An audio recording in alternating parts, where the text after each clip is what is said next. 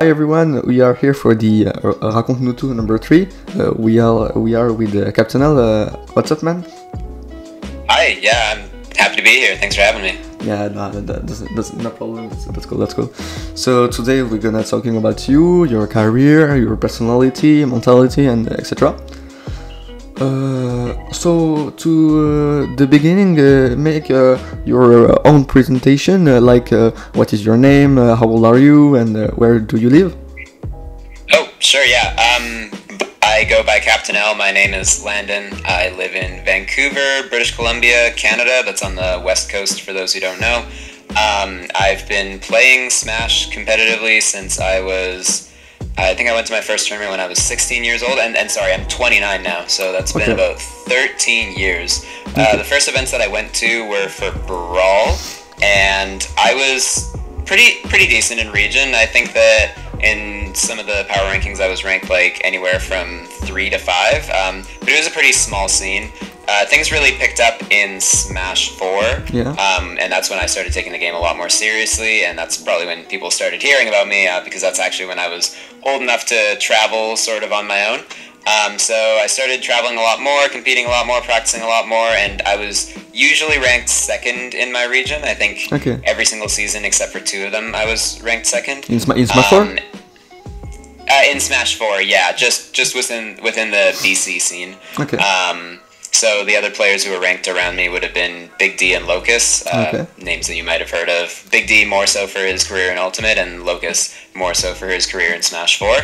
But yeah, I just absolutely loved that game, so I traveled for it as much as I can, and eventually I picked up some pretty decent wins. On the biggest 3 that I can remember off the top of my head are mdrr, Leo, and Tweak. Yeah, with some other pretty okay wins along the way. Actually, one of my favorite wins was I had a win on Best Nest with Jigglypuff. And I also went Game 5 with ESAM with Jigglypuff as well, but unfortunately I couldn't clutch out the last one, so that was almost the one. Oh, sorry, and I also beat Larry Lur with Jigglypuff, so I was kind of a Pikachu main who used Jigglypuff to gimmick people. That's pretty much the best way to describe it, I would say.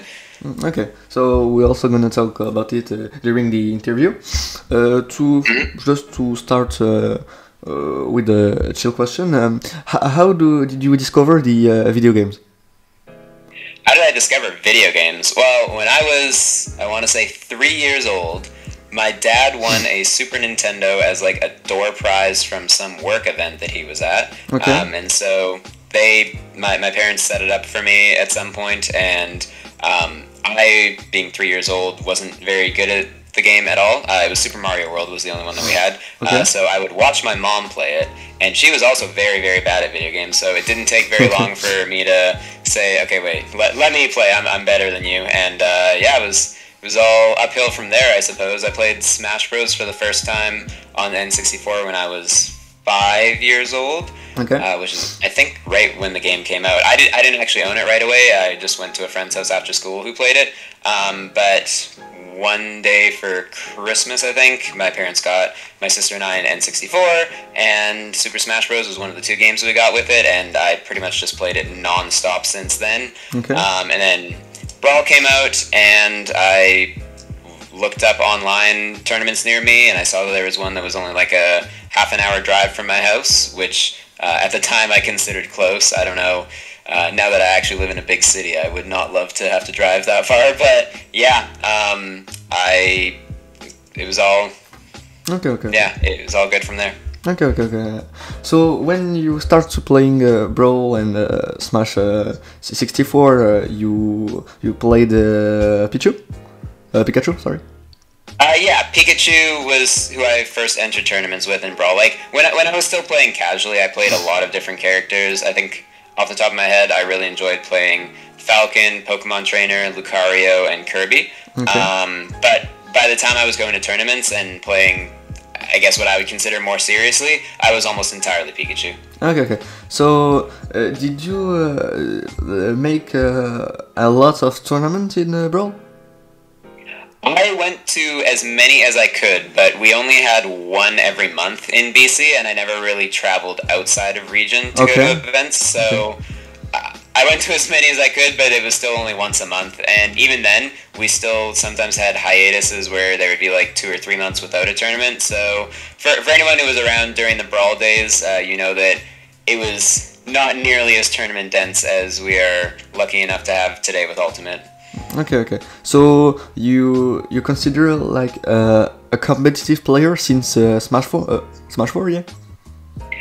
Yeah, I mean, I would consider myself a competitive player ever since Brawl because I was still like playing the game a lot on my own. I was a Wi-Fi fiend back in the day, but yeah, I took it more seriously with Smash 4, partially because I enjoyed Smash 4 more than Brawl, but also it had a lot to do with the fact that the Smash 4 scene was just a lot bigger and there was more incentive to do well because instead of just being first out of a tournament with like 12 people in it, you could be first out of a tournament every single week with like 64 people in it, and that was great.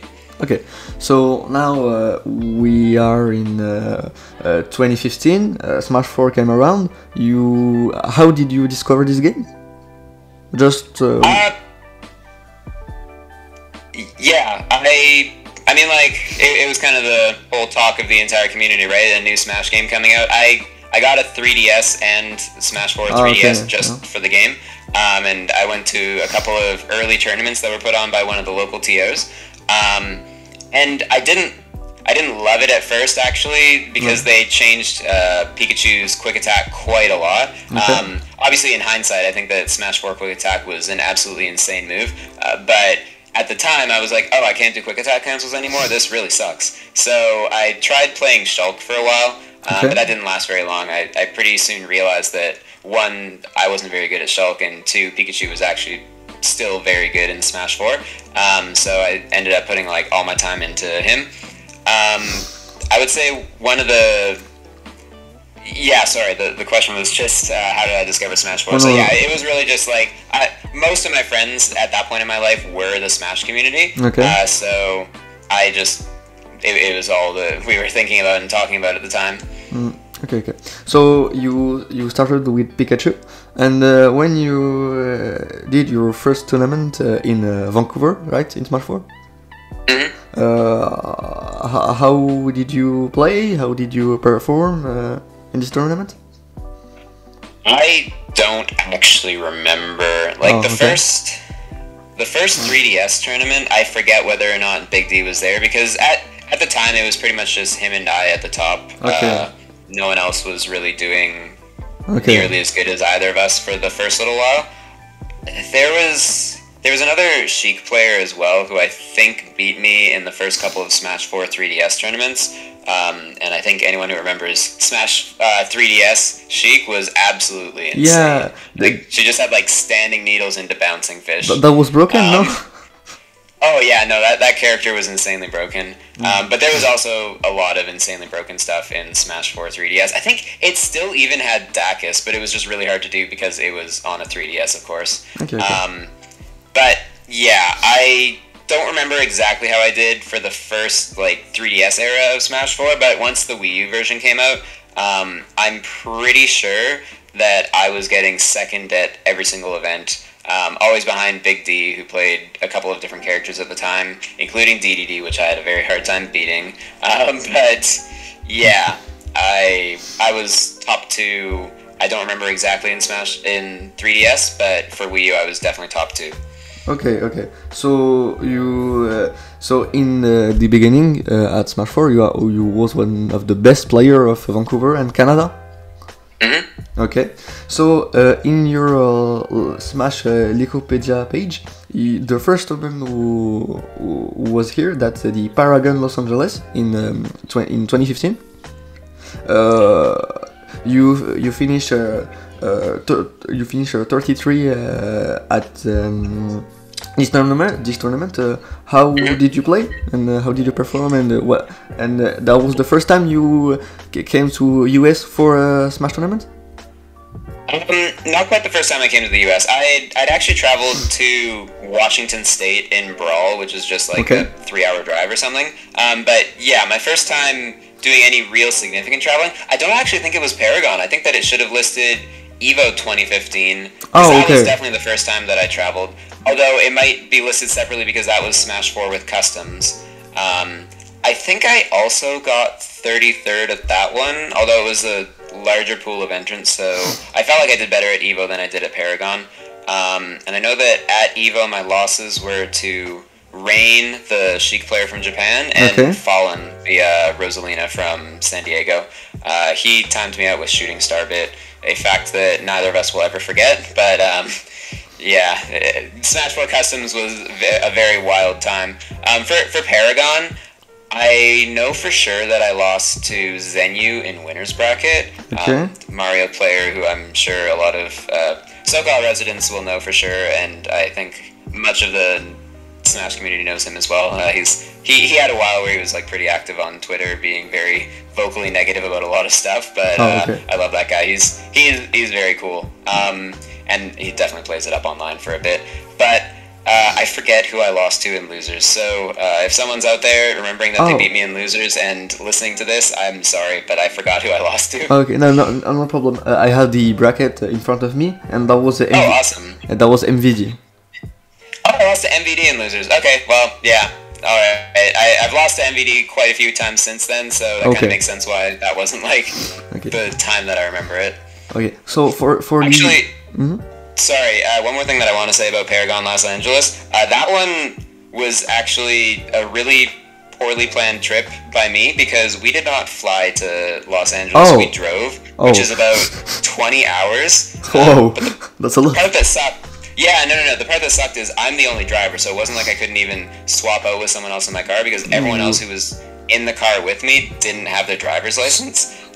So after the tournament, like literally the night right after we'd been eliminated, which was I think 5 p.m. or something, we all started driving just back up north, trying to get to our friend's house in Oregon, which is where we were going to stay the night, because we didn't book another night of hotel in Los Angeles itself. So yeah, we got there at like 6 in the morning after being awake for almost 24 hours, and I was the only driver, and that definitely convinced me never to do those kinds of marathon drives again. Advice that I did not keep because I did a marathon drive like that again later. But the second time I did it, I actually had another driver in the car with me, so I could swap out when I needed to. Yeah. So for the U of 2015, finish 33 at the Paragon. That's a good performance. Yeah, it was pretty good. I mean, like, at the end of the day, all of the times that I placed somewhere between, like, top 64 and top 16, it isn't that memorable just because, I don't know, I'd hope to do better. Like, I'm not upset about it. Those losses, obviously, like, Zenyu and MVD are both very good players, so I'm not upset about losing to it, especially because this was, like, almost 10 years ago at this point. But, like, I still would have loved to do better. I mean, who wouldn't? You go to a big tournament and you're like, man, I really want to be in, like, top 16 or top 8, and then to just do, like, okay, it's kind of an empty feeling. Okay, yeah. But the set with MVD and Zeno, I think, was close. Were close, I think. I mean, again, I don't remember my set with MVD at all, so I don't know if it was close. I want to say I don't think it was. I think that I was kind of bad against Diddy Kong at the time. The set against Zenyu, I think that I won game 1, but then he won games 2 and 3, like, quite solidly. Okay. So after that, it was we start with 2016 with the Genesis 3. So when you came to the Genesis, how you want to perform and what is your objective? 2016, oh man, this is so far back now. And it's also not like I remember Paragon for sure because it was like one of my first times traveling. Genesis is starting to get to the point where like all the majors blended together, so I don't really remember my mindset or anything going into Genesis. Actually, I'm gonna pull up the Wikipedia page as well. Because I just want to see who I lost to at that tournament. Maybe that'll bring back some memories. Let's see, Wii U.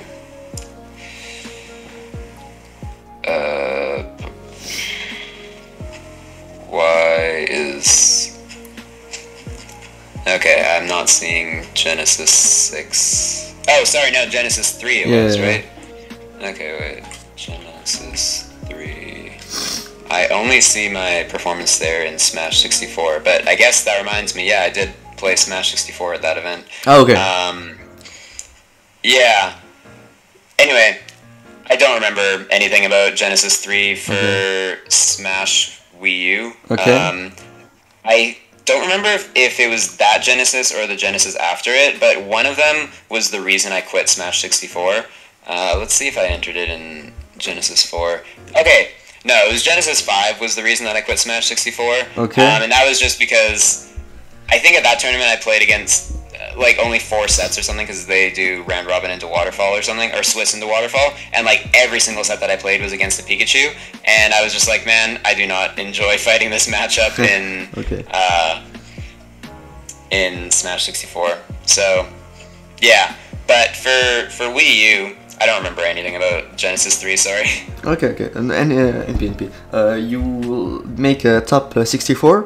And you lost in your first set of top 64 against a man who was calling DK Wheel, I think.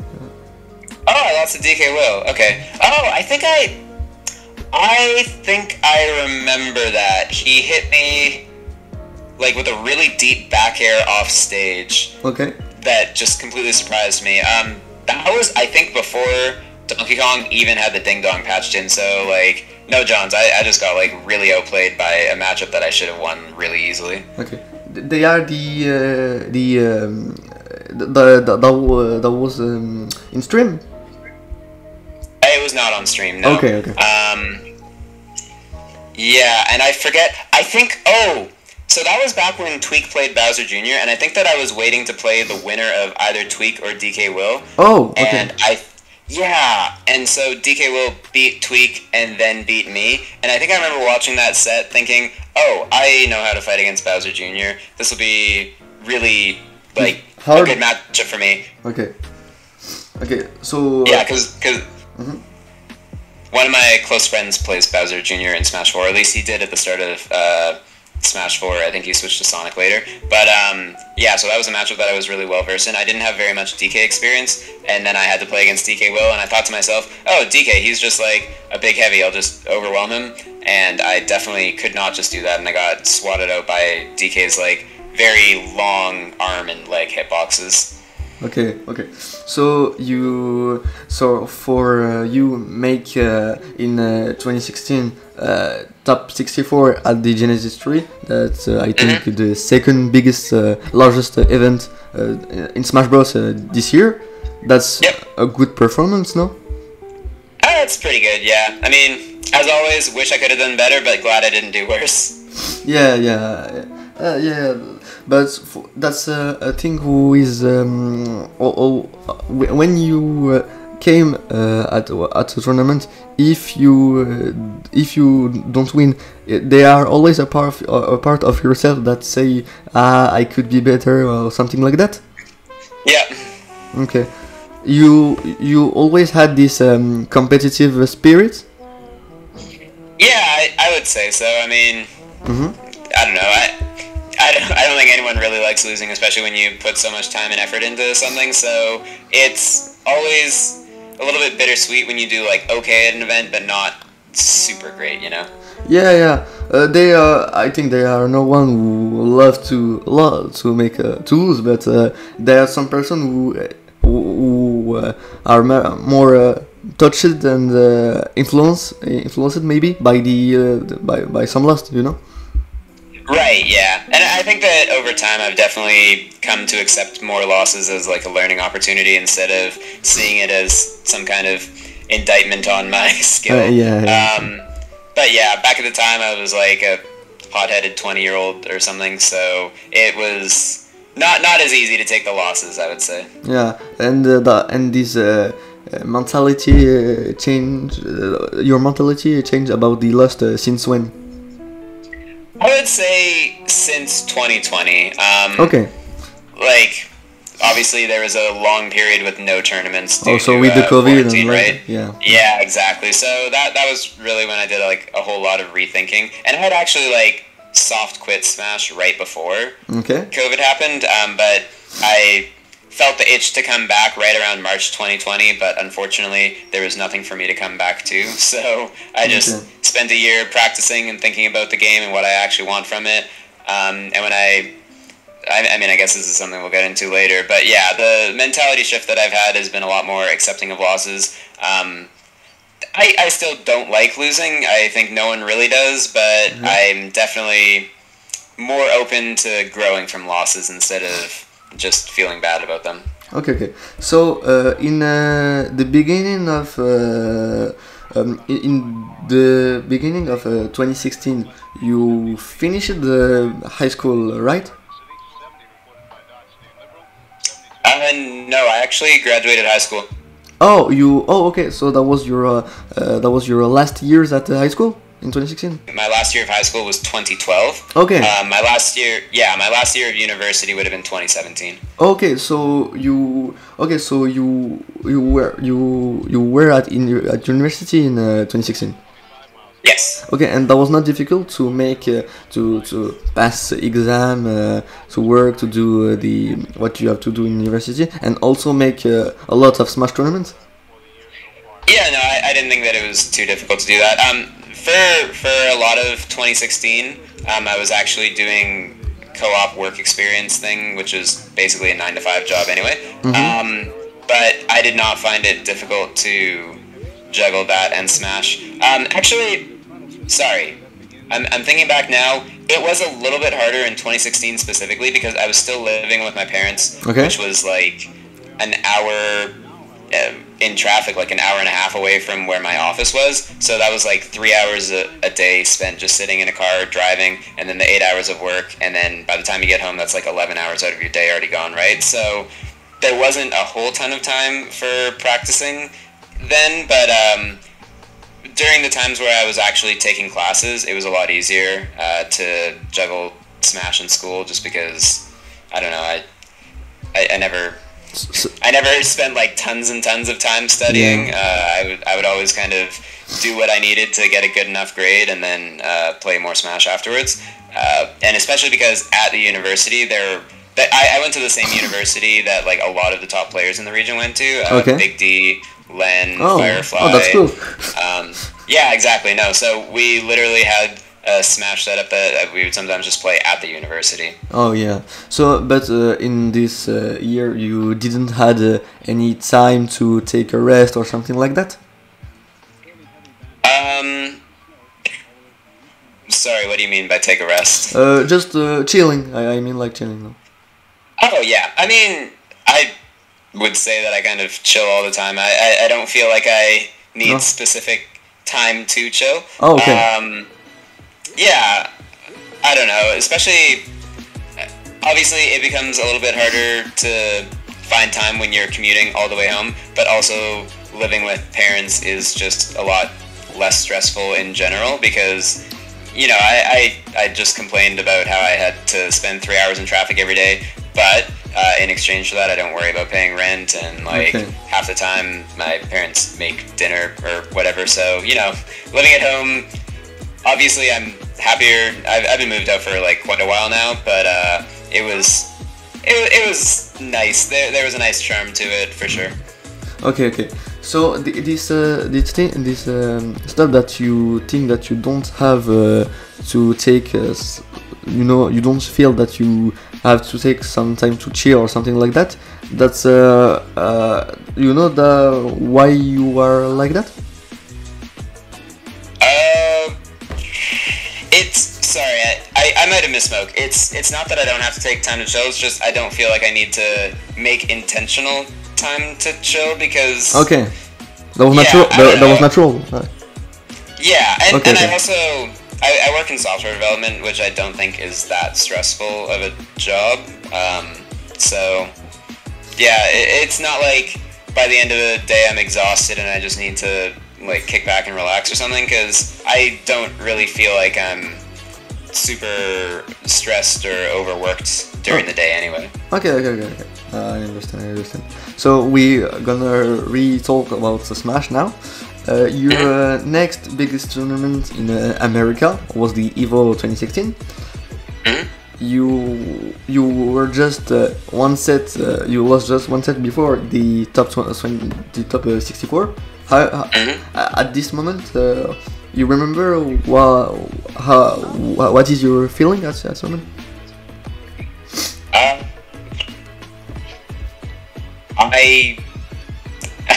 I'm sorry, but this is another tournament that I kind of don't remember that well. Okay. Yeah, sorry. Like a lot of pre-2017 stuff is a bit of a blur to me. I'm looking at the Wikipedia page right now as well, and I see that I lost to Sive, the German player. Yeah. I think he played Diddy Kong, but yeah, okay, it looks like it says Diddy Kong on his page, but yeah, I don't remember that set at all. Okay, okay. So you after the Evo, you don't remember any tournament this year? Wow, looks like I went to 2GG Katar Saga. I don't remember that. Okay. Don't park on the grass. Oh, I do remember that one. Yeah. Oh, okay, I remember Don't Park on the Grass. That was the tournament that I beat ESAM at. Oh, nice. Okay. Yep. The VODs from that tournament will never be seen again. They just never got uploaded. But yes, I think I don't remember who I played in losers top 8. But I know that I played ESAM for actually at that tournament. At that tournament, ESAM lost to Snickeldorf like round 1 or something, and that's like a very important piece of Pacific Northwest lore because that was like one of Snickeldorf's first ever tournaments, and he did not know who ESAM was, and he's just like, yeah, I just beat this guy, and everyone's like, dude, ESAM just lost to Snickeldorf, which is crazy because I think like at this point in time, everyone knows that ESAM kind of struggled with Game & Watch, both in Smash 4 and Ultimate. But yeah, this was definitely part of that. So I don't remember who I lost to in winner's bracket, but I know in loser's bracket, right before top 8, I had to play against ESAM, and I won that 3-0. Yeah. But also, no one will ever be able to see that VOD because it was not uploaded.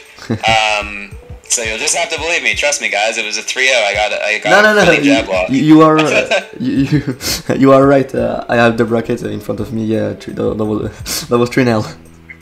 Yeah. So that was that set. I don't remember my set for 8th.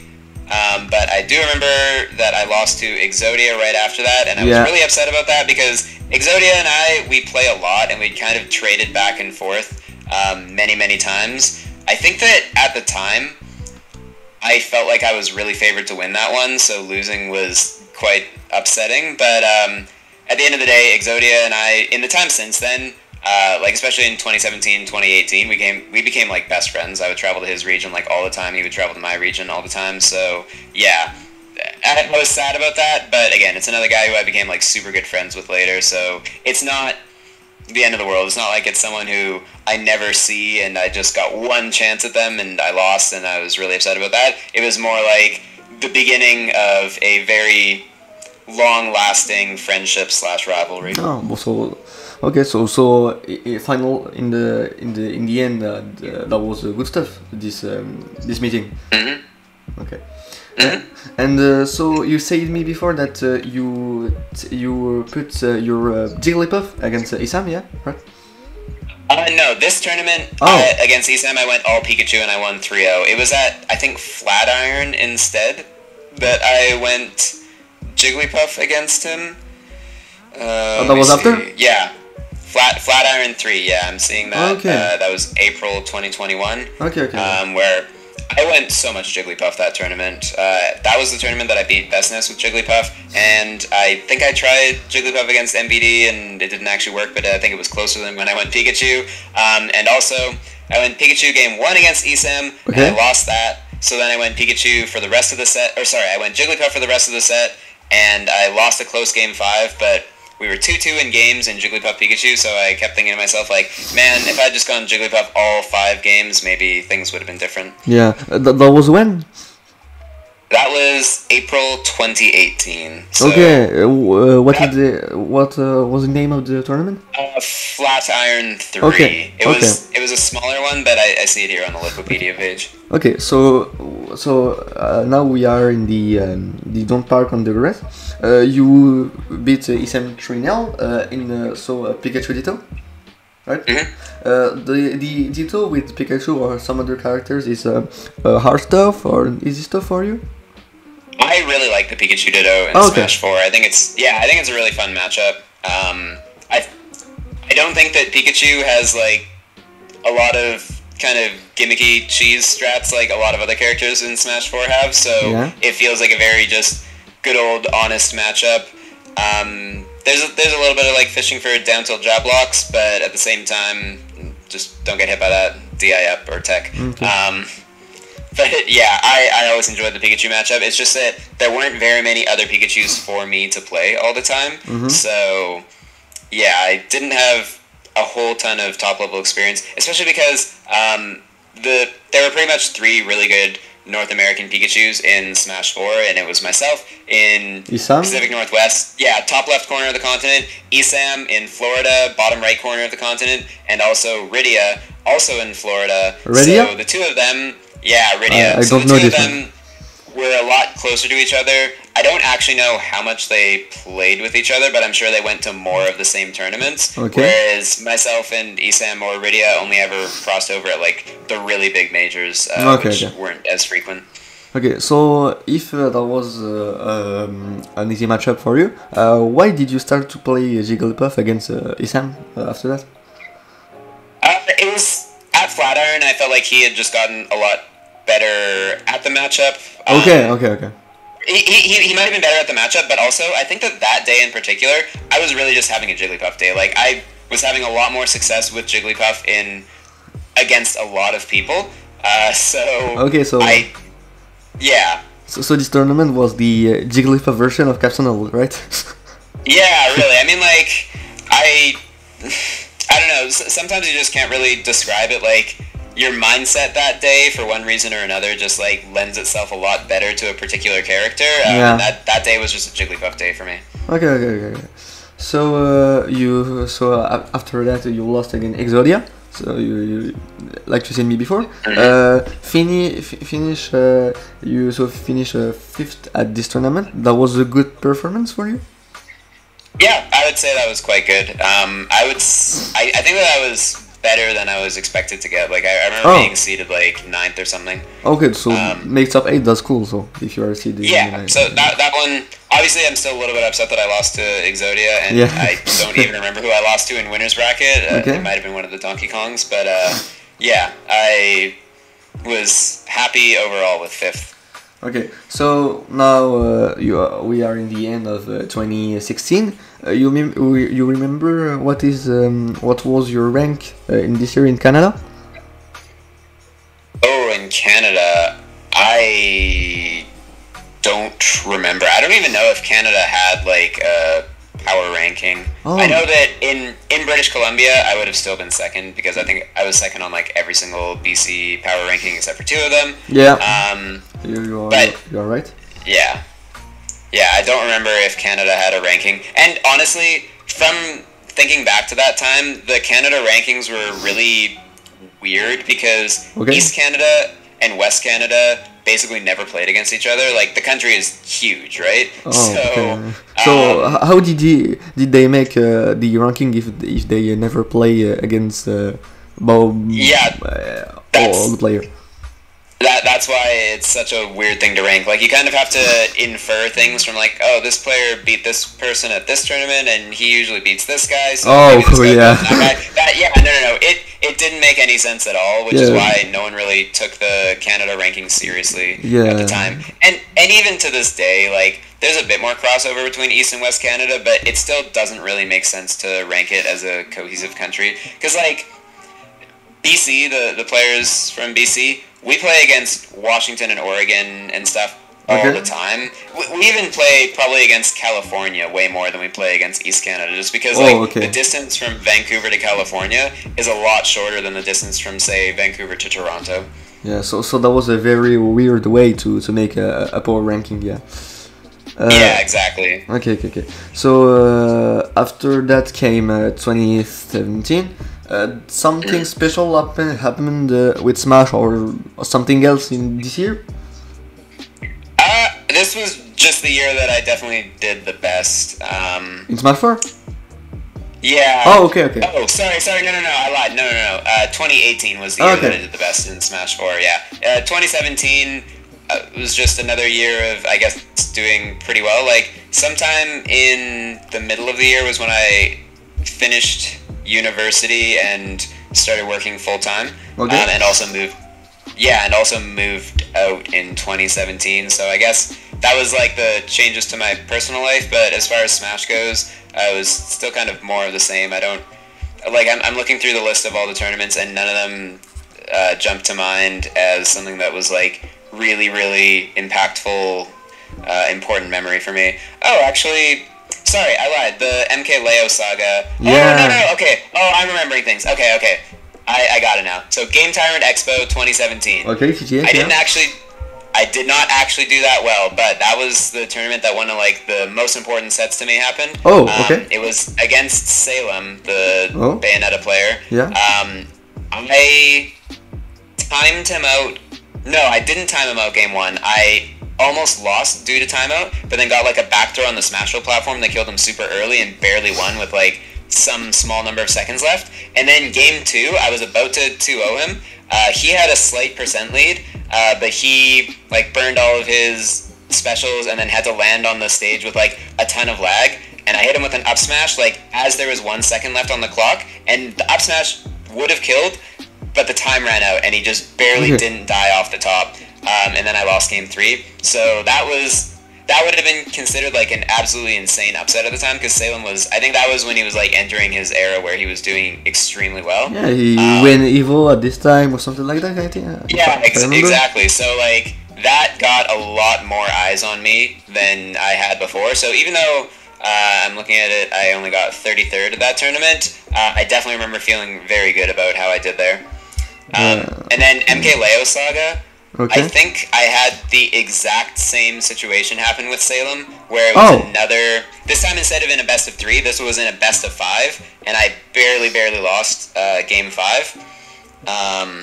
So, yeah, that was when I started being like, okay, there are these top players out there who are like some of the best in the world, and I can make them like really sweat, if not get like super close to beating them. We can say that you can beat him.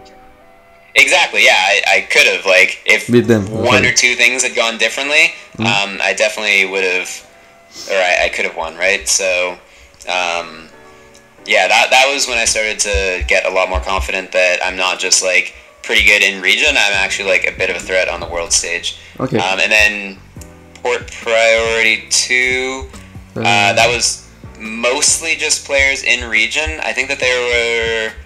Was that the one that had players from SoCal? They are in this tournament, Ned, Konga, and some other player of the... some other American player. But in Canadian, we had you and Big D. Okay. And some other players. So. Right. Okay, yeah. So, yeah, 4th place at that is pretty good. I remember struggling against Cosmos, the Game & Watch from Washington. Okay. He had, or Game & Watch in Smash 4, obviously he's changed quite a bit going into Ultimate, but in Smash 4, his up air, it was probably objectively a way worse move because it's absolutely insane in Ultimate, but it had the down throw up air combo that killed at like 80, and I remember dying to that like so many times, especially with Rage. Okay, so you played against Salem in two consecutive major. Yeah. I remember that at this time Bayonetta was a very controversial character because a lot of persons say that it was a broken character. Yeah. You in the matchup you played Pikachu against Bayonetta, right? Mm-hmm. Okay, that was difficult for you to play against Bayonetta? No, so not really. So I ended up playing against Salem actually 3 times, and I don't remember which one was the third time I played against him, but the first two were super, super close because he was not playing the matchup correctly, and I think that Pikachu does really well against Bayonetta if the Bayonetta player actually engages with the Pikachu. The last time I played against Salem, I think it was 3-0 for him, and I don't remember which tournament that it was at, but that tournament, he just committed to platform camping and like down tilting if I jumped at him, or sometimes using Witch Time, and it just turned the risk reward so far out of my favor that I couldn't find like any openings in his defense. So I think that if Bayonetta plays extremely defensive against Pikachu, it's a good matchup for her. But if they either like get lazy and just try to approach or something, I think that Pikachu has so much that he can do in that matchup. Okay. So but in general, not with Salem, but with all the Bayonetta player, you felt that this matchup is hard when you are against a player who play well the matchup. It's difficult for you? I think that the Bayonetta player has to be like extremely disciplined in order to make it feel difficult for Pikachu, which like even some of the best players in the world can't be like super disciplined all the time, right? Like I think that the win that I got on Tweak, it was only in a best of 3, but he went Bayonetta game 2, and it didn't feel like his heart was in it, so it was like pretty easy for me. Oh, sorry, not easy, because obviously Tweak's still like a fantastic player, but you can say it. I could tell that he wasn't like really committing to playing like super perfectly, extremely tight defense. He was more so just trying to hit me and get the set over with. It's kind of a playing to not lose instead of a playing to win type of thing, which is a bit of a wishy-washy way of saying it didn't feel like his heart was in it. So, yeah, and that's kind of getting away from the set at hand. But yeah, I do feel like Pikachu into Bayonetta really forces the Bayo player to have to play extremely well in order for it to be a good matchup. And when the Bayo player is like really disciplined and playing like super on point and reacting to everything that they need to react to, it's probably a -1 matchup, because I think that even in spite of that, Pikachu still has like a lot of tools to do really well in the matchup. Okay. So I see. And the set with the Salem was on stream? I think it was. I don't know if you'd be able to find it anywhere, but I think it was. I'm gonna try to find it. So after that, we are in 2018. So you finished you said before that that's a weird ranking, but you finished 4th at the first Canada ranking. Yep. So for you, that was not a good place. No, the fourth in Canada is fine, because I mean they were like 2 extremely good players from Toronto, right? Yeah.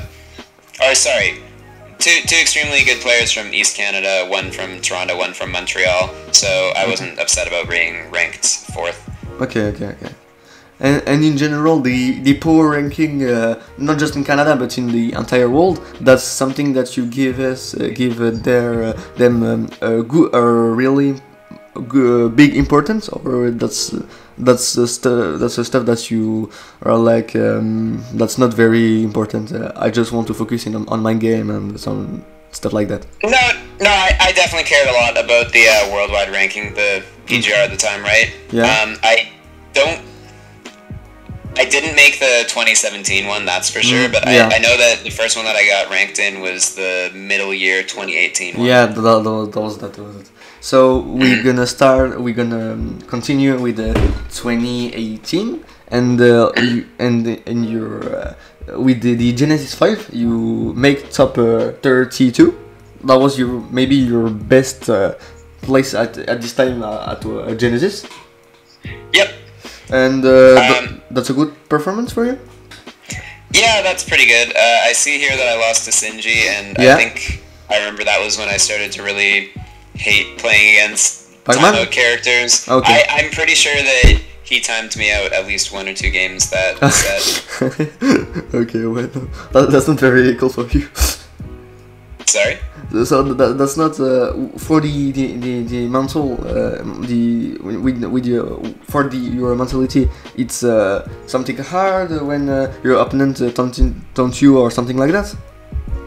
Yeah, I mean, yeah, at that point, I was starting to get maybe a little bit frustrated. Like, man, I wish that people would just approach me so that we can actually play Smash instead of them just, you know, setting down a hydrant and holding the B button or whatever, right? So it's something that's kind of... Obviously, Pac-Man was even a lot worse in Smash 4, but I still couldn't figure out how to get past him then. But, yeah, it started to... I definitely started to feel some resentment towards, like, the zoner archetype of character, where I'm like, I don't get why they want to play the game in a way that isn't really playing the game from my perspective, right? Because I'm like, I want to play Smash Bros. Because I want to go up to the other person and hit them, and it feels like they want to play Smash Bros. Because they want to just run away from me and not hit me. And I mean, I don't feel quite that strongly about it anymore. I get that there are like many different paths to win, and people enjoy the game for different reasons. It has never been my cup of tea to play a character that has tons of different projectiles. Not to say I always go in. Quite the opposite, actually. I'm a very passive player in general, but I like to think that I kind of do active camping, I guess, where I'm playing very defensive and not closing the gap, but I'm getting close enough that it's still kind of a tug-of-war spacing type thing, right? So I'll never go the final step to actually hit someone, but I'll always be right outside their range, ready to like punish them for overextending. So if I'm against someone else who's also not going to close the final gap, then it just becomes a really, really campy timeout game, right? So to this day, I still have been timed out and do time out people all the time. But this set against Sinji was definitely the first time that I really just felt like, wow, this player doesn't even want to like get close enough for that like kind of slow whiff punish game to happen. They just want to stay as far away as possible. Yeah, so that took a little bit of understanding that there are more than one different way to play the game and more than one different win condition. Okay. So, and you think that you think that you now you're about the frustration or something like that? Your mentality have changed? Yeah, it's definitely changed. Like I understand now, especially because there's a lot of better zoners in Smash 4 in Ultimate than there were in Smash 4. So I kind of have had to forcefully become accepting of the archetype of character, just because I have to play against zoners so frequently that I need to get a better understanding of both what they are trying to do and what my options are against it. So it can still be a little frustrating. Like, ask anyone if they love playing against characters with like 12 different projectiles. Like, I'm sure 75% of Smash players at least are going to be like, yeah, I don't really like those matchups. But at the end of the day, even if I don't like the matchup, I now kind of understand what I have to do differently in the matchup and how to play it. If for some reason you transported me to like an alternate timeline where every single character in Smash was a zoner, I probably just wouldn't play the game. Because there are a lot of added character, and I understand. I mean, like, the reason that I love Smash is because of the kind of close range whiff punish type of gameplay. So without that, I still like the game. Like, it's still very fun to control, and obviously I'm still playing the same character regardless of what my opponent is playing, but the dynamic does become a lot different. So as a competitor, I deal with it because I must, but as like for lack of a better term, as a gamer, it's not my favorite type of thing to do. So, and you say that playing against a character with a projectile, it's very difficult, and maybe it could be frustrating for you at this time. But there are also our type of game style that maybe frustrate you at this period. I mean, I'm trying to remember how much experience that I would have really had against zoners up until then, because this is the first time that I see like definitely a zoner on results sheet that I'm looking at, and it looks like right after that I lost to Ozone at Frostbite, who is another Zoner player. He plays Duck Hunt. Okay. I think I'm pretty sure Ozone's a Duck Hunt player. I don't know. In the Wikipedia, they don't have the character of the Ozone. Yeah, Ozone plays Duck Hunt. Okay. I definitely remember that. Yeah, so that was like 2 losses to Zoners in a row. I kind of just gave you the spiel about how my mentality on that has changed over the years, but definitely that was the beginning of me starting to be like, wow, these characters play the game so much differently and in a way that I do not find nearly as fun to fight against. But yeah. Okay. So we're gonna continue about the timeline. Your next biggest performance, that's in the Arcane tournament against the best player in the world. Ah, yes. So that's a big one. So you think that was maybe your biggest performance of your career? Yeah, probably. I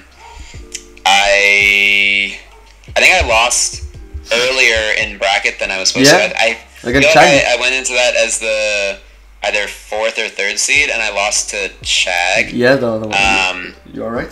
Yeah, but then I made so that was on day 1, and I think that day 2 was just top 8. So I lost to Chag, and then I had to beat one more player to get into top 8, and I think I remember that set actually being like closer than I expected it to be. But on the top 8 day, I just remember feeling like the most calm that I ever have in my life in Smash. Okay. And I just beat pretty much everyone as they came to me. I think I dropped like 1 game in loser side before I had to play against Leo. You are right. You dropped just you dropped 2 games. One against Kirog and one against Chag. Right. Yeah. So that just I don't know. I felt like I've rewatched that my sets against Mr. R and Leo and honestly the whole tournament run like quite a few times. That is the type of gameplay that I wish that I could just do all the time. Like every single thing that I could hit, I did hit. Like all the conversions were about as optimal as they could be. And like I don't know, everything was just like falling into place that day. Like I wish that I could be if I could be playing that good like every single day, I would be still like a top player to this day. But I don't know, I guess there was just something special, something in the water that day that just really worked for me. Okay, so we can say that was just your day there, right? Yeah, that was just my day, and that was a Pikachu day because I'm actually looking at the timeline, and Flatiron, which was like my Jigglypuff tournament, was just the weekend before that, right? Oh, okay. okay. I didn't that. So if we saw the timeline in the bracket of the tournament, you beat Chag. After that, in loser final, you are against Mr. R. When this set came before the match, what was your feeling? Well, I had also beaten Javi 2 rounds before that, and I think that one went pretty smoothly, so I was already warmed up against Sheik. And I think that Pikachu does quite well into Sheik as well in Smash 4. Okay. So I was feeling confident going into that, and I guess it paid off, because I also have like quite a bit of Sheik experience at the time. Like one of my close friends in region played Sheik. So it was a matchup that I knew pretty well, and I assumed that Mr. R didn't know the Pikachu matchup as well. Like I think that there was a Dutch Pikachu that he practiced with, but I want to say that I was a little bit better, and I also played Bidoo, which is like a very different gameplay style to play against. Okay. But yeah, obviously, like that was actually my first time meeting Mr. R, and we've become like very good friends since then. Oh, okay, that's cool. Yeah, no, so funny coincidences, but yeah, he did beat me in like a run back.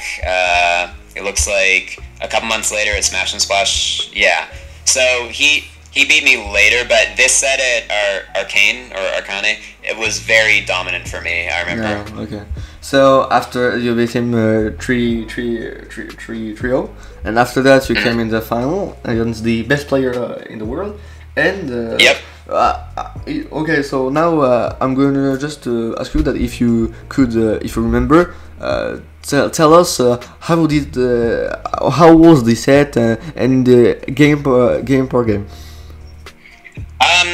So I remember prior to this, I'd actually played Leo once, and I think it was like 3-1. Okay. It was either 3-1 or 3-0, but the games were close, something like that. So I remember thinking, you know what? I can do this. Like, Marth is a character that I actually feel pretty good against, because if you don't get hit by his tippers, it's actually like pretty difficult for him to get kills. Like, he either has to, again, just like get a random tipper that kills really early, or he has to get you into up throw kill percent, which I definitely remember dying to like quite a few up throws throughout the set. But Pikachu has a lot that he can do to Marth. Like, he's the right weight and floatiness that a lot of Pikachu's combos like work pretty well, and edge guarding him is decently easy as well. Like, not easy, but Pikachu's downer, because it lingers, it can actually like block him from getting to edge like decently well. Yeah. So yeah, I guess I just remember going into it thinking that I'm one of the only players in the world whose like ground movement is on par with Leo's, so he won't just be able to run laps around me like he can do with most players. Because I definitely like watch him play against a lot of like lower rank and even like good players where he just has like complete mastery over ground movement. They can't like match his micro spacing, but because I use Beto and also because like movement is the main thing that I practice in this game, I really felt like I could go toe to toe with him on that, so he wouldn't just be able to get like free hits here and there. And I think that kind of game plan paid off really well, of just like trying to beat him in the ground game.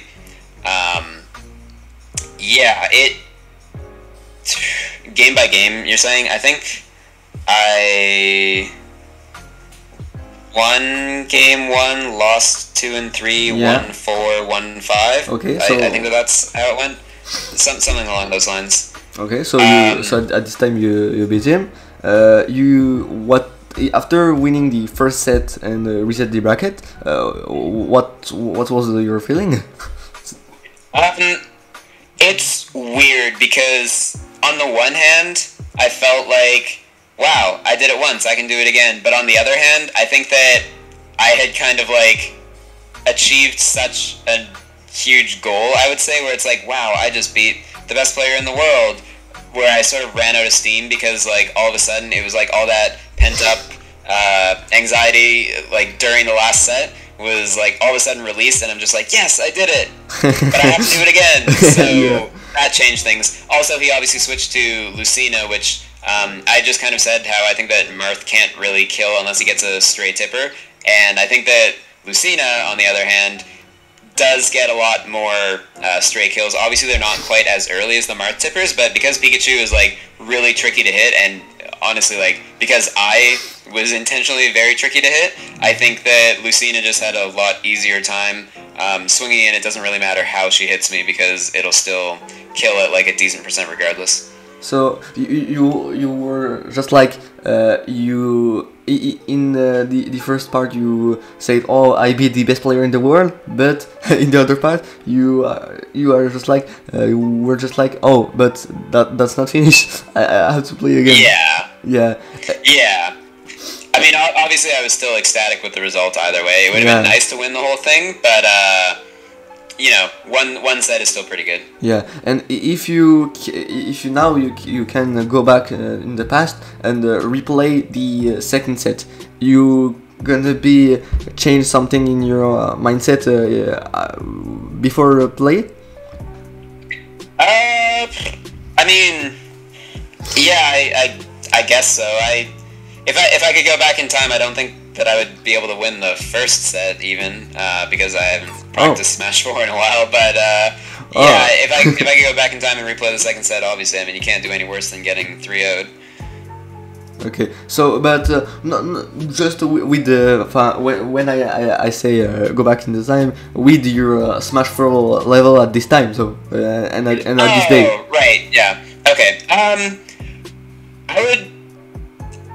I think that the thing that I would change is like I would try to tell myself to not pop off so much after the first set. Okay. Like, just consider it another game in a long first to 6, I suppose, instead of feeling like the first to 3 was all I needed to set my eyes on. Yeah.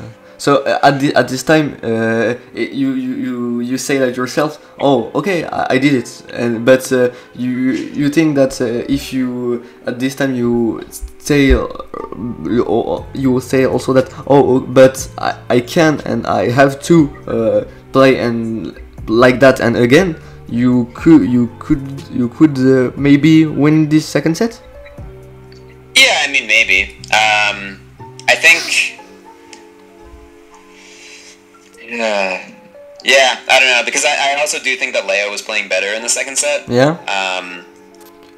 Yeah, there were a lot of things that kind of just didn't fall my way in the second set, and there were also a lot of things that kind of just like fell my way in the first set. So it's tough to say.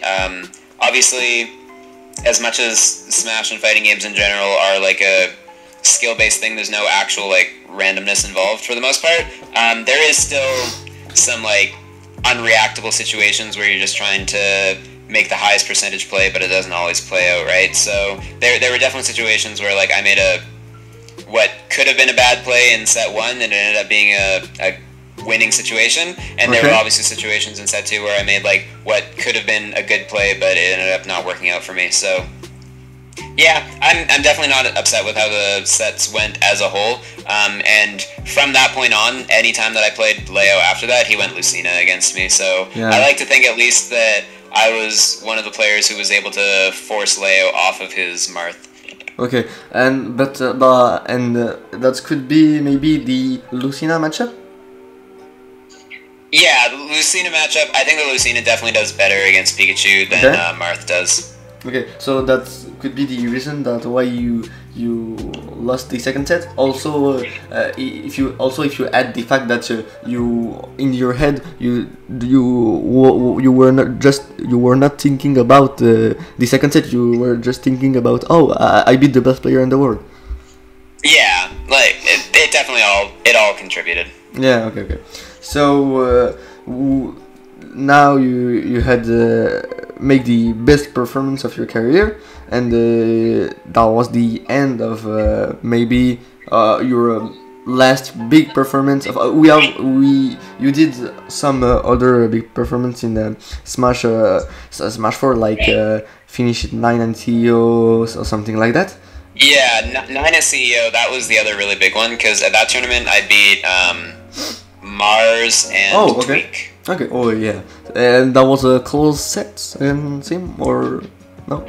The Tweak set, it wasn't that close, but again, I think I already kind of alluded to it earlier, his heart didn't really seem to be in it, but funny enough, after he lost to me, he went on to get second at the entire event. Oh, okay. Only... Okay, sorry. Yeah, no, so he definitely, like, swung back after he played against me. The set against Fallen, I played maybe like 6 or 7 times in Smash 4. Okay. And I lost like every single set. I think I took one game off of him in my entire Smash 4 career, so that was a rough matchup. I think that Pikachu did like poorly into Rosalina, and I think that Fallen as a player also knew how to counter my habits like really well. He's actually another person who, like, since the times that we played against each other, we've become like really good friends just outside of Smash. Yeah, he actually still comes up to visit every once in a while, and we will maybe play a little bit of Smash 4 and reminisce about old times. But yeah, I was really upset that I made it so close to getting into top 8 at CEO, which I guess for those who don't know, top 8 at CEO is the one where you get like your big walk-on music and it's in a wrestling ring or whatever, right?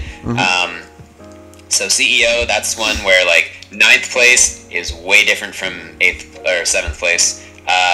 And I was actually in winners quarters, so I only had to win either one set in winners or one set in losers to make top 8. Yeah. And in winners bracket, I had to play against Raito, the Duck Hunt player, who's a zoner, and I think that I got 3-0'd like really easily. And then in losers, I had to play against Rosalina, who is a zoner, so it was a little bit frustrating that I went from beating Tweak and Mars, who both play like, you know, kind of in-your-face characters, Cloud and Zero Suit Samus, and I won both of those matchups, and then I had to play against Duck Hunt and Rosalina, and I lost both of those matchups. So for you, the world doesn't want that you make top 8. He did anything he could do to beat you. Right? Yeah, I mean, Fallen had a really good entrance for his top 8 CEO thing, so I wasn't too upset. I was happy that the world got to see his unique style, but obviously wish it could have been me. Oh well. Okay, so now the competitive years of Smash 4 are ended for everyone. You make at the last ranking of Smash 4, you are 36 in the world. Yep. So when you had seen your ranking, what you remember? What was your feeling?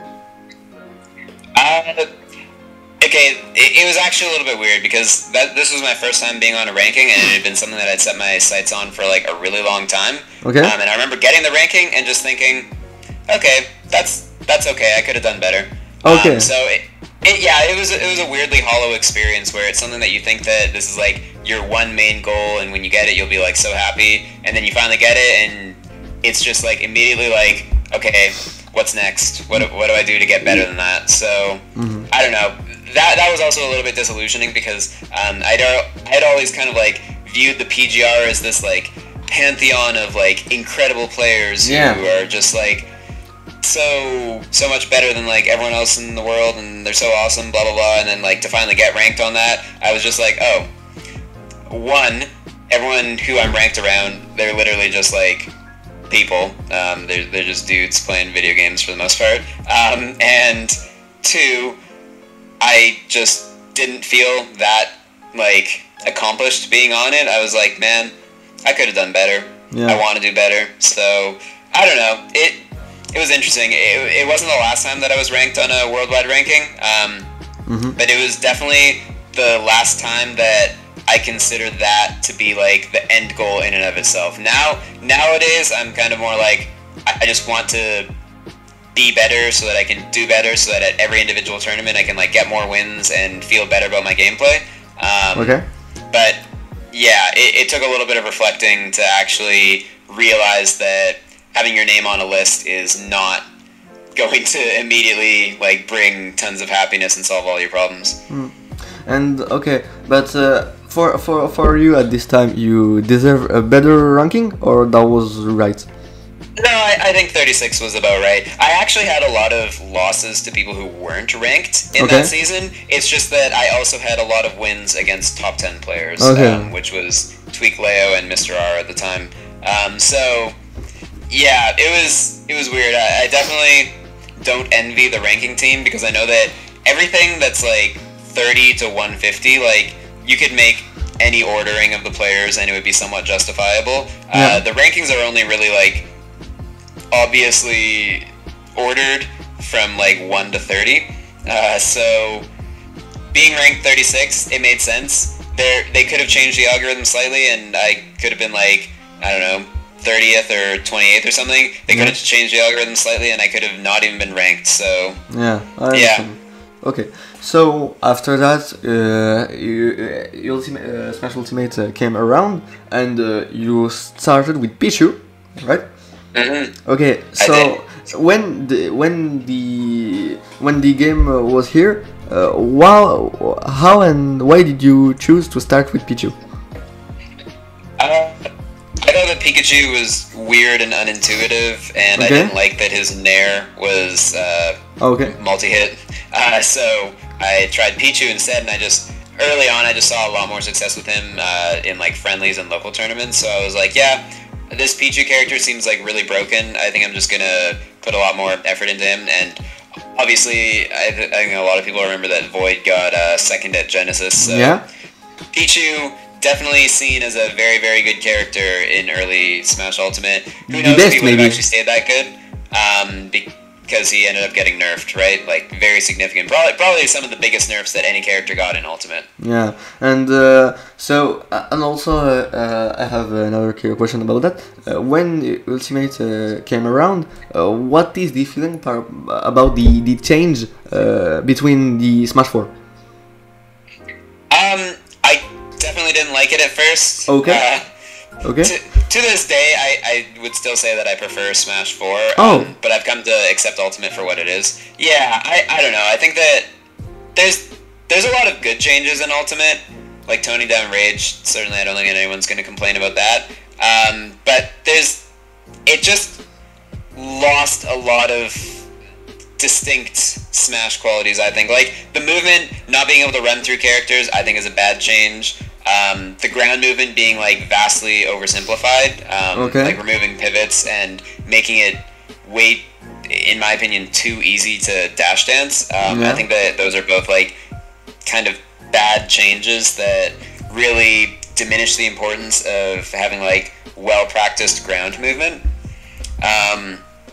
But obviously, like, they've done a lot of balance changes that have kind of, like, helped make a lot more characters viable, and the engine changes. I know that a lot of people really like the engine changes, but for me, it might just be like nostalgia goggles for remembering a time where I was doing a lot better. But I, like, even pretty early on, I kind of realized that I preferred Smash 4. I still do like Ultimate. I don't like playing Ultimate Pikachu very much anymore, though, so I play almost entirely Sheik now. Okay, yeah. But yeah.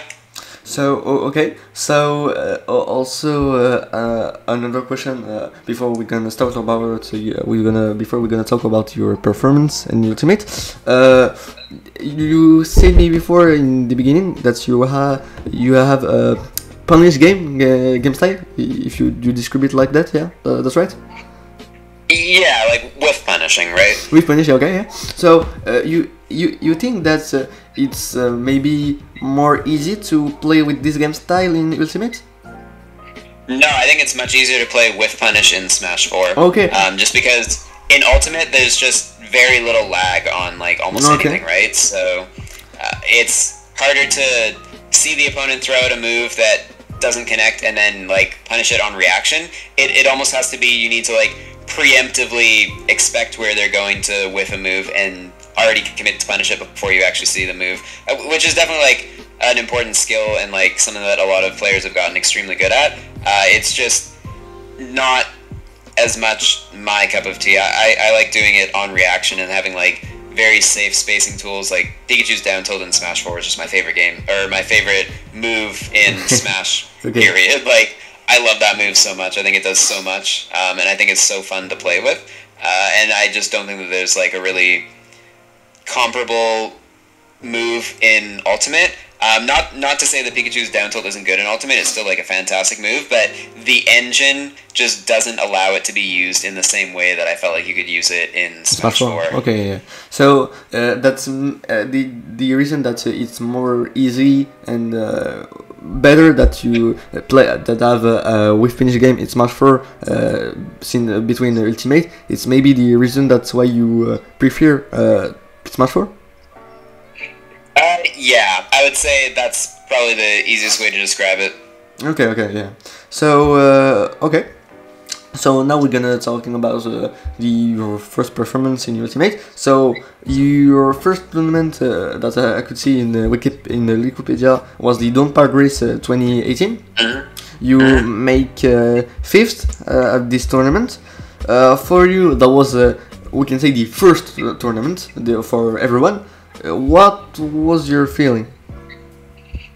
I was sad that I lost to Big D. Yeah. Yeah, that's the main thing that I remember taking away from that tournament. I was like, things will finally be different. Pichu is such a broken character that I've finally been gifted with, and then I still just lost to, I think it was his Peach. So I definitely had to do a lot of thinking of how I'm going to deal with that. But I guess I can just go straight into the next tournament, Pinnacle 2018. It's not listed here. This is probably, like, my biggest in-region win that I've ever gotten, Pinnacle 2018. Yeah. And my characters are not listed, but I went Kirby as well. Okay. And that was like a really significant thing against Big D because if you see he's listed as DDD and Peach. We had like a counterpick war going in winners and grand finals where like I picked up Kirby specifically because Kirby I thought did really well into Peach since he couldn't hit me with like float cancels and airs since I could just like down tilt under it. And that counterpick did work out for me. Like I was able to get wins on him, but then he would switch to DDD, and Kirby didn't do as well into DDD, but I could go Pichu against the DDD, so it was like a very fun back and forth. I eventually I think I won it in grand finals just in one set, so I didn't drop a set to him, but I eventually won it with Pichu into DDD, which was not the good matchup, but I think that he was just kind of like running out of steam because he had lost winners finals, he also had to play another set in losers finals, so he was like a little bit more fatigued, and I was coming into it completely fresh. So that was a big win for me in region. Obviously, it didn't have like international presence or anything, but it was a very satisfying win for me at the time. There were a couple other tournaments that I traveled to, like between Pinnacle and SKL, that I think just aren't listed here. One in Alberta. Actually, no, there was just only one in Alberta, which was like a 10-hour drive that I went to. Okay. And I won that also like pretty convincingly. So I was like really feeling good about myself at the time. And then the SKL Smash Fest 4, that was when I first had to deal with someone who eventually became like a bracket demon for me, Strike. You can probably see him on the Liquipedia page here. He plays Fox in this game. He played Sheik in Smash 4, and he was another one of the reasons why I felt like I was really good at the Sheik matchup, because Strike is like a phenomenal player, but I think that Pikachu did like really well into Sheik, so I just felt like I pretty much could not lose to the guy. I think I even beat him with Jigglypuff at a big tournament one time. Going into Ultimate, he started playing Fox, who is a character that I've historically just like not been good against in any game. If you maybe remember, I think we talked about like an hour ago how I beat Larry Lur. That was only by going Jigglypuff, right? So Fox was always a character who I kind of had to like cheese, for lack of a better term. And even back in Brawl, like I never really had to learn the matchup because Pikachu had like a down throw 0 to death on Fox. So I never had to learn how to actually like properly fight against Fox, and now in Ultimate you can't really cheese him, and I also just think that he's like a fantastic character in Ultimate. So yeah, I really started to question whether or not I was as good as I thought I was after losing to Strike. So you won the Pinnacle, and also something that we don't talking about since right now in the interview. I saw that you since maybe the end of Smash 4, you had a sponsor who was Hitbox, yeah, right? It was TGS, right? No, so that was before TGS. Right. No. Hitbox is more recent. Hitbox has only been my sponsor since like 2021. In 2018 and 2017. Oh, sorry. No, it was entirely in 2018 and I think like early 2019. Okay. I was sponsored by TGS. Okay. So so for the people who are gonna watch this interview and who doesn't know how it works, how TGS come? That was TGS who had come with to talk with you and ask you if you want to join them or something like that. Yeah, so TGS was like an organization that was kind of starting up a business local to Vancouver, right? And they wanted to sponsor myself and Big D and Locust. And Big D didn't even like respond to their message, I think. He wasn't really that interested in being sponsored at the time. So TGS just kind of wanted to put their branding on myself and Locust, just get their name out there so that more people in the local community would be like, oh, yo, TGS, they're this awesome esports organization, so we should... I don't actually... I won't pretend to know how like esports marketing is actually supposed to work and be profitable, but yeah, the guys at TGS were fantastic. Like I loved my time working with them. I don't fully understand how Locust or I were actually like good investments to the company because all we really did was wear their jersey. Okay. Oh. But Okay. hey, like I'm not going to complain. They were fantastic, and the guys who were there, they were like passionate about games as well. So it's not like they just were some faceless suits who wanted this entirely for a money making thing. They were like gamers who really liked games, and they enjoyed seeing our performances and seeing us do well. So like I was definitely very happy with my time there. I think that in like middle of 2019 they dropped both Locus and I because they were like changing their business strategy a little bit or something, which again is totally fine with me. I was also like not super interested in competing in the middle of 2019 anyway. Okay. So. But yeah, I think that how people get sponsored is like completely different from player to player. Like I'm sure anyone who's like gotten some modest amount of like in-region success might have had like organizations in their DMs on Twitter or whatever saying, oh hey, we would love to sponsor you, and half the time it's like they don't really have much money to offer or anything besides quote-unquote exposure. But for like serious esports deals, I can't really speak with any form of authority because I know that like I'm not even that great of a player, right? Like, and at the time when I was being sponsored, it was still like sort of early esports. Sorry if you can hear that siren in the background. No problem. But yeah, I definitely think that it's like a more formalized process these days. Okay, so I don't know if you can talking about that, but when you were sponsored by the TS, you won money, right, with the organization? Yeah, I won some money from tournaments at the time. They did not take a cut. They definitely didn't. Okay, but what did they do for you? You had salary. You had maybe they pay travel. The traveling or something like that. Yeah, they did travel and hotel. I don't think that I don't remember if I had a salary with them. I don't actually think that I did, but they also were like flying me out to like 2 tournaments a month. So it was definitely a good deal. Like I remember being able to travel like a lot more freely because I was with TGS, so I was very happy about that. Okay, so you didn't have salary, but they paid for everything about the traveling or something like that. Yep.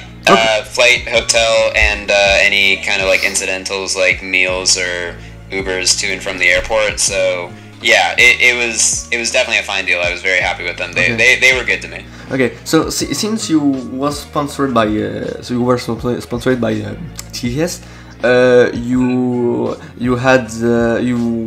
were in full time or you continue to work?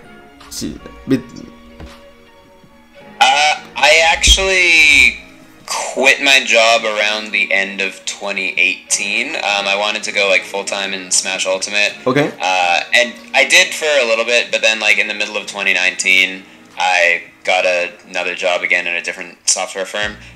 So that was mostly just due to like kind of disillusionment with Ultimate, where already by then I was thinking to myself, oh, I don't like Ultimate nearly as much as I like Smash 4. Maybe I should go back to working a real job. Okay. And also, I guess for those who remember, I had like a brief YouTube career at the start of Ultimate, but I just decided that I don't like making videos enough to do it full time. Okay. And like the YouTube was like decently profitable, but it didn't feel worth it to me, especially considering I had like a college degree and stuff, right? So I didn't want to be like, you know, in full-time YouTube. Yeah, exactly. I didn't want to be like grinding full-time YouTube when I could just like work a relatively chill full-time office job and make way more money. Okay. So now to talk with the first half of 2019. That's it's maybe I think your best year, your best part of your best period in Ultimate, right? Yep. Okay. So in the beginning, you make 17 at Frostbite. 17. you in this tournament, you remember against who you had lost? I don't remember who I lost to in winner. Okay. Oh wait, was it? I think I beat Mr. E in winners, and I think that I beat Fatality at some point. Yeah. Did I lose to like MK Leo? No, in loser or winner? Oh no! I lost to Nairo at Frostbite, right? Okay, in the winner, yeah. Yeah, in winners, and then I lost to Ryuga in losers. Yeah. And I think that in losers I also beat Wadi and Mei, the Mexican Yoshi player. Okay. So for you, beat a player like Mr. E, Wadi. That's a good performance in general. Yeah, right? no, that was very good. I remember both of them. I was thinking at the time while I was playing them, like, wow, these guys really don't know how to play against Pichu. And Pichu was still like not nerfed at this time, so I really did feel like I was just abusing a super broken character and not having to like put that much effort into piloting him. Oh, so for you at this time, you didn't deserve your win?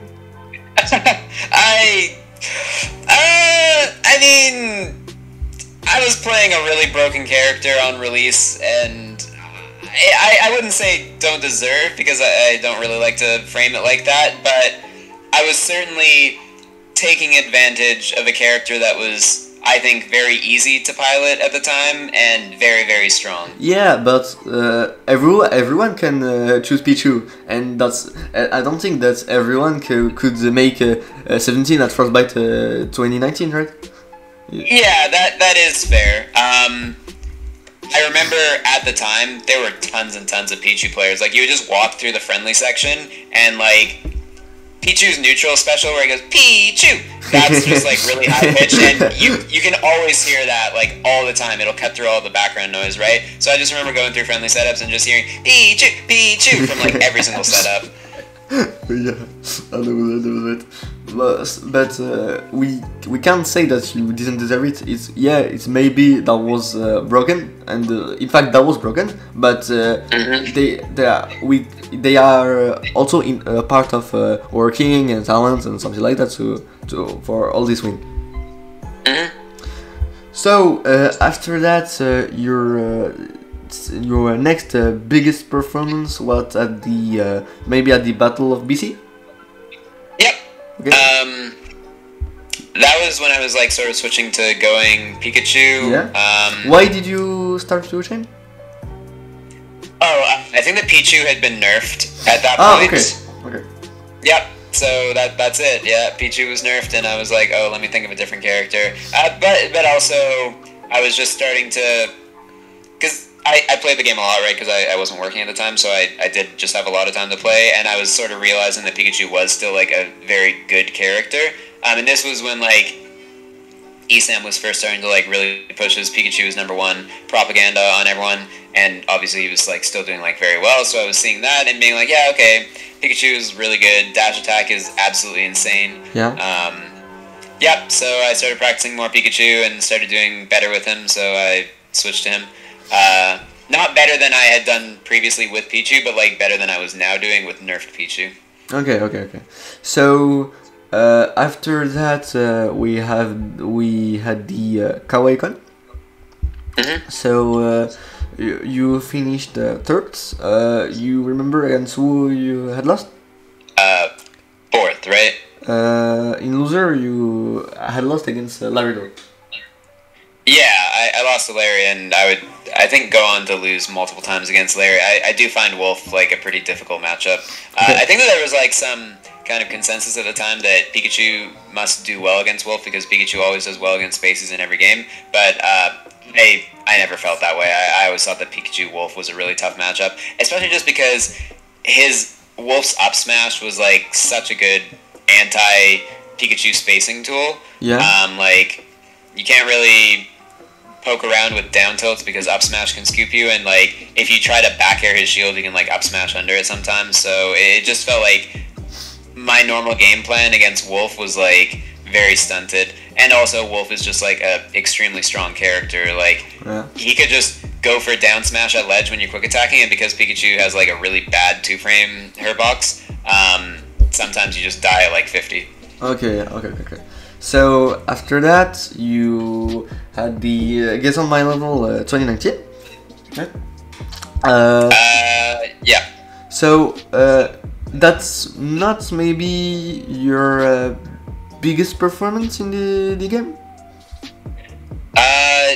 No. I'm trying to remember who I played against. I think at that tournament my biggest win was JW, Greninja player from Ontario, and I think that JW had like beaten MK Leo at the time, so that was something that I was like really proud of. I was like, oh nice, maybe in this game I can't beat Leo, but I can at least beat one of the people who does beat Leo. That felt a little bit good. I think I also remember that I was warming up a bunch with riddles of that tournament, and this was before obviously either Terry or Kazuya were out. And this was like one of his first big performances, and he was playing Richter at the time. And he had to play against Esam in top 16. So he was warming up with me, because obviously I play Pikachu, so warming up against me is good for playing against Esam. Yeah. But I think that the two of us both lost and got 13th. I lost to Void and he lost to Esam. But yeah, that was my first time meeting Riddles. And obviously he has gone on to become an extremely accomplished player, so that was fun. And that was a friend for you? We don't, like, he's certainly an acquaintance. We don't talk like a ton, like we'll say hi to each other at tournaments, but I've been kind of cautious to like call people friends when they're mostly just acquaintances. Like with Mr. R and Fallen, yeah, we're definitely close friends. Like we hang out outside of tournaments. I haven't hung out with Riddles outside of a tournament, so I would say that like I'm obviously like friendly with him. Like I wouldn't go around saying, oh, I hate that guy, but just like I haven't hung out with him outside of tournaments. Okay, so just maybe we can call it just a smash friend, maybe. I don't know. Yeah, it's smash friend. That's a good way to put it. Okay, I understand. So, if that was not for you your biggest performance in this game, what is it? I mean, honestly, I know that it's kind of lame to call something from 2 weeks after the game released my biggest performance, but truly, Pinnacle 2018 is like the tournament that I feel the best about. And just scrolling through my Wikipedia, it's the only first place result that I actually have listed here. Yeah, I understand. But that was maybe the at this time the one of the biggest tournaments in this game, no? Right? Pinnacle? Yeah, at this moment. Yeah, I think that there was like 256 entrants, which obviously completely dwarfed by Genesis, and honestly even dwarfed by Don't Park on the Grass, but like it was still very big for the time. Okay, so so after the Smash Count, the Pinnacle now 3 came around. Yep. How was the tournament for you? SmashCon. Oh, I think not the Smash Con, the Pinnacle 2019. Oh, Pinnacle 2019. Let me see. Oh, right. That was the one where I think I had a really good win on strike. It was like game 5 last hit, and I threw out a really bad dash attack that just happened to work, and I popped off, and then I thought that he wasn't dead, and then I had to like scramble to pick up my controller, but he actually was dead, so yeah. That's the main thing that I remember from that tournament. This dash attack was not on your presentation on the video of the ranking, no? Sorry? When remember when the first ranking of UCML came around, if you remember, everyone of the top 50 had our own presentation, his own presentation. I don't really remember that actually. Oh, okay. Are you saying that dash attack was on it? Yeah. I remember. That's really funny. Okay.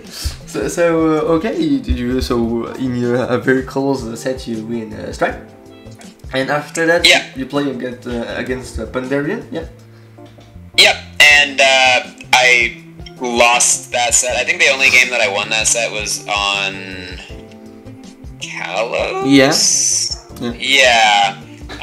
It was rough. So okay. But for you at this time, finish third at the pineapple is are good, a bad performance? What you It was good. expect? I think I definitely did better than I was expected to do. Okay. Third place is obviously still quite good, but a little bit of a downgrade from the first place that I'd gotten at the previous year. Yeah, that's normal. Yeah, but I still feel good knowing that there have only been 3 pinnacles, and I've placed in top 3 at 2 of them. And so myself, Big D, and Ouch are the only pinnacle winners that have ever existed. I think that the last ever pinnacle is happening like 1 month from now, by the way. Oh, okay. Oh, so Yeah. we also maybe gonna talk about it. So after that, that was the maybe the end of the first half of 2019. You were in the top 50 in the world. You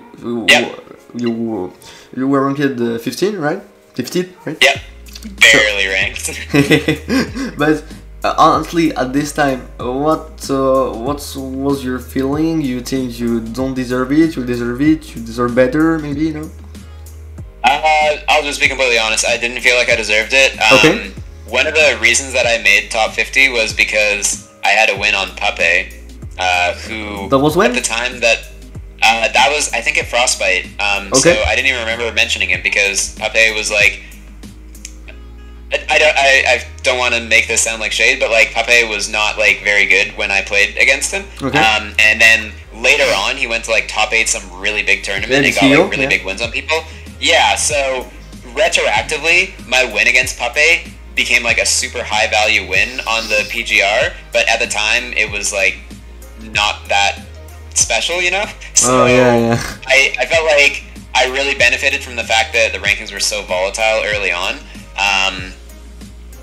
And yeah, like if I had played against Puppet much later in the season, I don't think that I would have even won. So again, it felt kind of fraudulent, and also to get like exactly 50th just felt like, wow, I barely made it on, even with like that kind of really fortunate win being worth more later. Okay, but you don't think that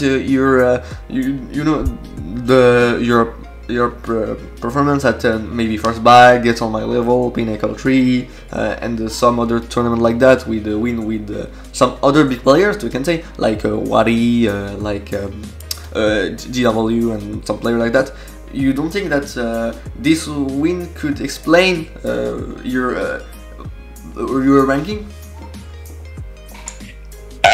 Well, I mean, it's obviously a combination of like all the wins that I got, right? But because I was exactly 50th, if you basically removed any one of those like high value wins, I probably would have been off the ranking. Okay. So that was why you don't think you deserve it. I mean, does anyone really deserve anything? Like it's not truly a meritocracy. But in the competition, that was not the more if I don't know if we can say it in English, but the more meritocrat. I don't know.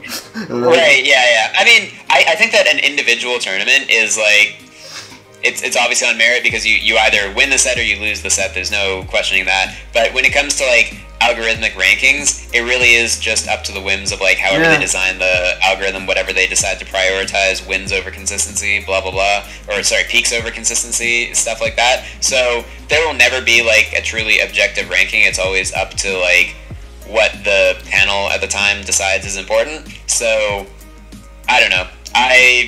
I'm happy that I was 50th exactly because I at least get to say that I was ranked in Ultimate. I don't really feel like I like at the time that I saw the news, I thought I can name at least 50 people who are better than me. But okay. Whatever, I'll take it. Yeah, okay, I understand. And that was good for the ego. I don't know if it's maybe a word in English, no? Yeah, it was okay for the ego. Yeah, so that was good also, for the ego. Yeah. So after that, you said me before that in 2019 you maybe lost the I don't know the word, that you didn't want to play to Smash in competitively anymore, right? Yeah, there was a bit where I was kind of not as motivated. I was a little bit disillusioned because obviously I'd like quit my job to pursue it full time, and then I was like, wow, I am not loving this nearly as much as I thought that I would. And maybe that's a bit of a cautionary tale for anyone who's thinking about quitting their job to play Smash. It's not nearly as easy and fun as it sounds. Okay, yeah, okay. So if we in the second part of 2019, why you that was maybe the that was the worst part of the year? I don't know. Like, I had some losses that maybe I wish that I didn't, but I don't feel like I did noticeably worse or anything. Okay. Like, I'm just looking at the Wikipedia. I have a couple losses to Strike. That makes sense. Lost to Myron. He was like doing super well at the time, so that makes sense. Lost to Meister. Lost to Infinity. And then lost to Lemon. And Lemon was like, he's been a good player since Smash 4, and he was always like just below me in terms of like, I guess, consistency in region. Yeah. But around that time, he was really starting to like surpass me, and like these days, he's undisputed top 3 in the region, and I am not top 3 in the region anymore. Yeah. So okay. So after that, the COVID came around. Yeah. With your competitor life of Smash Bros, how did you make that? How was your COVID in general? So I was still working at the time, and I got switched to entirely remote work. So Okay. I didn't get laid off or anything, but I got switched to remote, and unlike a lot of people, I really hate remote work. Like, I'm energized by going into an office and being around people and seeing people and chatting with people. I love, like, you know, water cooler small talk, that kind of stuff. That really is like the thing that I enjoy about my profession, is the people. So being trapped effectively inside, working just from behind a screen and not ever actually interacting with people, that was like really draining on me mentally. And obviously it's still like sort of lingering to this day. Like, there's a lot more remote work than there used to be, and that I know this is a maybe unpopular or controversial thing to say, but that makes me really sad that there is so much more remote work than actual in-person office work, especially for like software development. So COVID was like a pretty bad time for me mentally in general. I mean, I'm very thankful that I never actually got COVID, and still to this day I have never even had a mild case of COVID. But yeah, it made me do a lot of rethinking. I was like, you know what? I do enjoy Smash.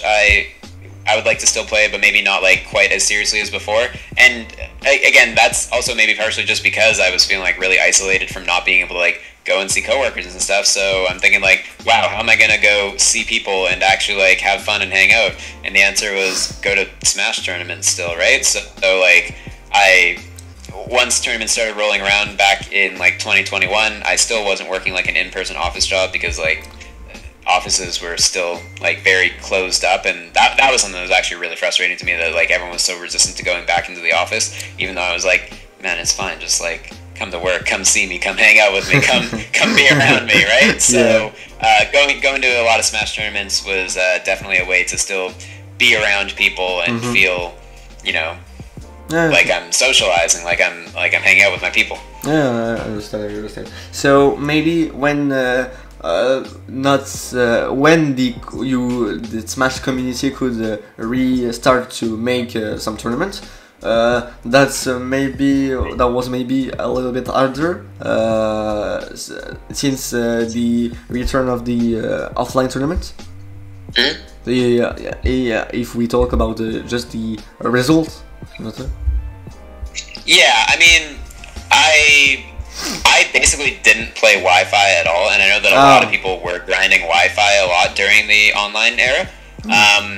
So that really made me feel like as soon as I got back into things, I was like coming from quite a deficit, because everyone had been like practicing a ton, and there had been like lots of patches and lots of like meta shifts and stuff, like that was truly when I started to feel like zoners become like way more prominent, especially in region. Like there were a lot of good new players who were playing like Pac-Man and Villager and Snake and all these different characters that I'm like, oh, these are the characters that don't want to get close to you. So it was like a very different scene going back into it than when I left it. But it's fine. Like I've met a lot of the new players, and like I've made a lot of really great new friends. So I'm like thankful that the Smash community was able to survive and in fact like thrive post-COVID. But I definitely, I still want to win, and I still practice, and I still love competing. But I have kind of tempered my expectations in the time since then. Like I think the results kind of maybe speak for themselves, where I definitely don't do nearly as well as the smattering of like, you know, 17ths and top 4 finishes from earlier. So, you know, I still like the game, and I still think that I am pretty good. Like I still definitely push the players in my region, and even like some players out of region to like have to play really hard to beat me. But at the same time, I don't think that I'm like at the level that I was in like 2018, where I could like seriously threaten like every single top player in the world. Okay, so now we have just a little bit less than 5 minutes. So I'm just gonna ask you some question, and you have to reply with not a lot of sentence, just 1, 2, or 3. That was a quick reply. So why did you start to play with Chick? I think that Sheik has the most interesting movement in the game due to being able to use the reverse needles. Okay. Now, if you make a poor ranking on the entire world, for you, where are you right now? In the entire world, maybe like barely top 300. Oh, that's not bad. That's not bad. Okay. So, if some person came to you and want to just one advice to one, because he wants to be a professional at Smash.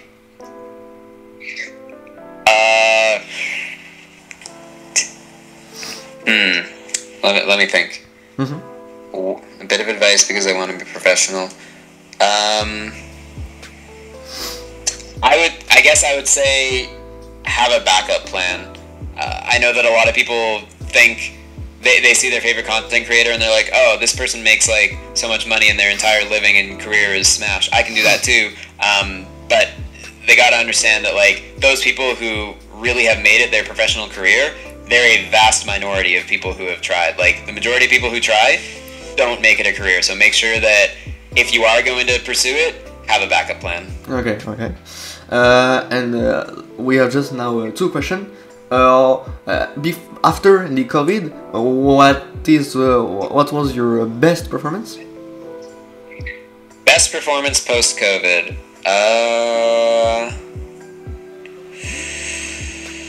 It was probably Grand Slam 11. Grand Slam 11? Which is a tournament that I don't think very many people would have heard of. Okay, you finished 5th, yeah? Yeah. Okay. And the last question, because you know my YouTube channel is in French. Say something in French for my community. Quel bon surprise. Okay, that's cool. Thank you, Cardinal, to sorry. no problem. Thank you to accept to be here. For me, that was a good moment, and I accept you enjoy it. Thank you so much for having me. Nah, that was cool.